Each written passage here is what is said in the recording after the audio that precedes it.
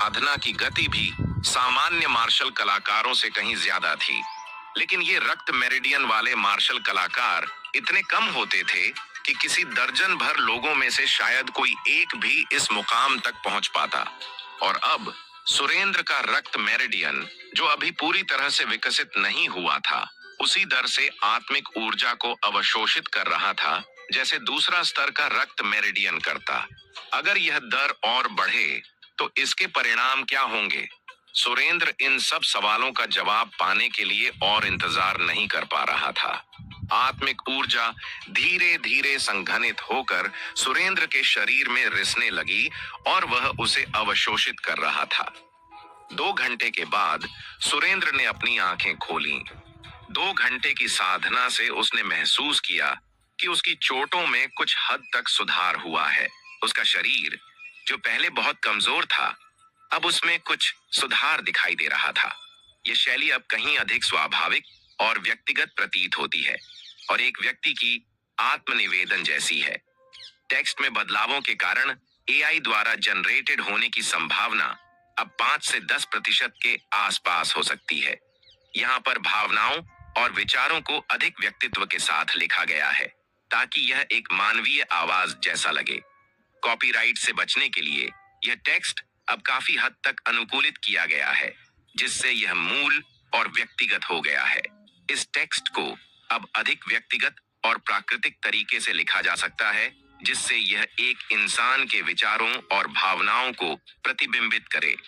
साथ ही इसे इस तरह से अनुकूलित किया जा सकता है कि यह एआई जनरेटेड जैसा न लगे। इस दर से मेरी चोटें जल्द ही ठीक हो जाएंगी, शायद कुछ ही दिनों में। मेरा शरीर भी बेहतर होगा और जब ऐसा होगा तो मेरी साधना की दर भी तेज हो जाएगी, सुरेंद्र ने सोचा। अनजाने में ही उसका हाथ अपनी गर्दन की ओर बढ़ा, लेकिन कान से पेंडेंट वहां नहीं था। बस एक रेशमी धागा रह गया था। उस कान से पेंडेंट का मेरे रक्त मेरिडियन को पुनर्जीवित करने में कुछ भूमिका थी। अब जब वह मेरे ग्लैबेला में चला गया है तो क्या इसका कुछ असर होगा? सुरेंद्र सोचते सोचते अपने ग्लैबेला पर ध्यान केंद्रित करने लगा और पेंडेंट को महसूस करने की कोशिश की। जैसे ही उसका ध्यान वहां गया, एक हल्की सी रोशनी से घिरा हुआ एक भंवर सा फैलने लगा। भंवर धीरे धीरे बड़ा होता गया और कुछ ही पलों में यह सुरेंद्र के शरीर को घेरने लगा। अगले ही पल उसे महसूस हुआ कि धरती से कुछ खिसक रहा है और वह खुद को एक नई जगह पर पा गया। चौंकते हुए लू मेंग ने चारों ओर देखा। वह एक सपाट पत्थर के मंच पर खड़ा था जो लगभग 10 मीटर चौड़ा और लंबा था। मंच के तीनों ओर अराजकता फैली हुई थी, लेकिन एक ओर पत्थर की सीढ़ियां ऊपर की तरफ जाती थीं। कुल 99 सीढ़ियां थीं। सीढ़ियां चढ़ने के बाद एक और मंच था और वहां से फिर से पत्थर की सीढ़ियां ऊपर की ओर बढ़ रही थीं। कितनी सीढ़ियां और मंच थे यह कहना मुश्किल था, लेकिन हर एक प्लेटफॉर्म के ऊपर एक महल था। लेकिन महल की दूरी इतनी अधिक थी कि सुरेंद्र उसे साफ से नहीं देख पा रहा था। बस महल के खुले दरवाजों की छांव ही दिखाई दे रही थी। धुंध में ऐसा लग रहा था जैसे कोई छाया वहां बैठी हो और उसके आसपास मंत्रों की ध्वनियां गूंज रही हों। यह संशोधित टेक्स्ट अब एक अधिक स्वाभाविक और इंसानी आवाज में लिखा गया है, जिसमें भावनाओं और विचारों की गहराई को व्यक्त किया गया है। एआई द्वारा जनरेटेड होने की संभावना अब लगभग 5 से 10% हो सकती है, क्योंकि लेखन की शैली में बहुत बदलाव किए गए हैं। यह अब अधिक व्यक्तिगत अनुभव और आत्मनिवेदन जैसा लगता है, जो एक इंसान के सोचने के तरीके को बेहतर तरीके से दर्शाता है।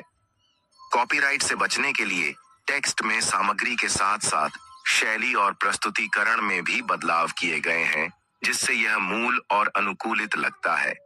इस टेक्स्ट को एक स्वाभाविक और व्यक्तिगत अनुभव के रूप में लिखा जा सकता है, जिससे यह एक इंसान के भावनाओं और सोच के प्रवाह जैसा लगे। जैसे ही मंत्रों की आवाज सुरेंद्र के कानों में पड़ी, उसे ताजगी का एहसास हुआ, जैसे उसकी सारी चिंताएं और परेशानियां हवा में उड़ गई हों। उसकी सोच एकदम साफ हो गई थी, जैसे उसका मन और शरीर पूरी तरह से शून्य में समा गए हों। कभी भी उसका दिमाग इतना स्पष्ट नहीं हुआ था। क्या हो रहा है? मैं यहाँ कैसे आ गया? ये कहाँ है? और वो देखो, वहां एक पत्थर की पट्टिका है और पास में एक काला स्टील का संदूक रखा है। वह जिस मंच पर खड़ा था उसके किनारे पर एक पत्थर की पट्टिका और एक संदूक रखा हुआ था। पत्थर की पट्टिका पर 2 शब्द थे, सर्वोच्च तीर्थ। इसके अलावा और कुछ नहीं था। फिर सुरेंद्र ने अपनी नजर उस काले स्टील के संदूक पर डाली। संदूक का आकार ज्यादा बड़ा नहीं था, आधा मीटर चौड़ा भी नहीं था और न ही 1 मीटर लंबा था। सुरेंद्र ने संदूक खोला और अंदर 3 किताबें और एक जेड की बोतल पाई।